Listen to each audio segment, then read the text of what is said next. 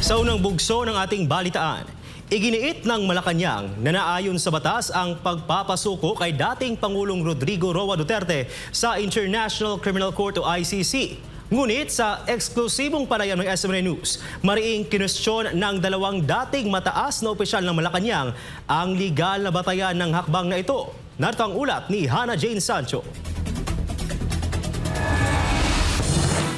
Sa naunang pahayag ni Palace Press Officer Undersecretary Claire Castro, sinabi nitong naaayon sa batas ang pagpapadala kay Duterte sa The Hague. Ayon kay Castro, malinaw umano ang Republic Act 9851, particular sa Section 17, na maaaring i-dispense ng gobyerno ang sariling investigasyon kung ang kaso ay dinidinig na sa isang international tribunal. Maliban po sa sinabi nating pag-cooperate with the Interpol, pagpapatupad ng batas na RA 9851, meron din pong residual obligation ang administrasyon na ito upang ipatupad ang dating napagkasunduan na nung tayo pa ay miyembro ng ICC o ng Rome Statute. Ngunit para kay dating Chief Presidential Legal Counsel Salvador Panelo, mali umano ang interpretasyon ng batas. Sa eksklusibong panayam ng SMNI News, sinabi ni Panelo na hindi maaaring gamitin ang Section 17 ng Republic Act 9851 upang basta na lamang isuko ang isang Pilipino sa isang banyagang tribunal. Alam po ninyo kasi ito si Aling Clara. Abogado siya pero alam niyo, klase-klase rin ng abogado.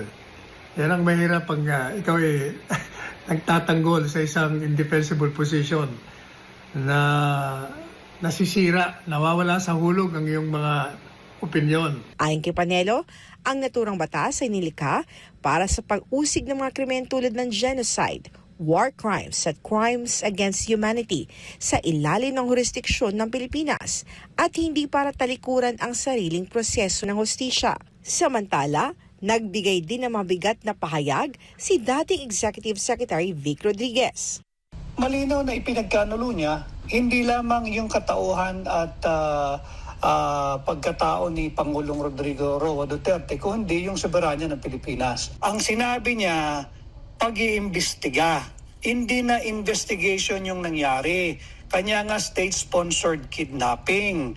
Ang nangyayari, inaresto nila. Hindi na pag-imbestiga yun.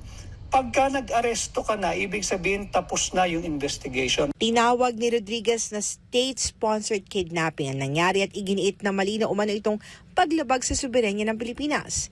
Anya, kung may dapat managot, dapat itong litisin sa mga korte ng bansa at hindi sa ICC. Matatandaan noong 2024, sinabi ni Pangulong Bongbong Marcos na hindi kinikilala ng Pilipinas ang jurisdiksyon ng ICC dahil gumagana ang hudikatura at law enforcement ng bansa. One follow-up, sir. So if the ICC issues an arrest warrant against former President Duterte, will the Philippine government hand him over?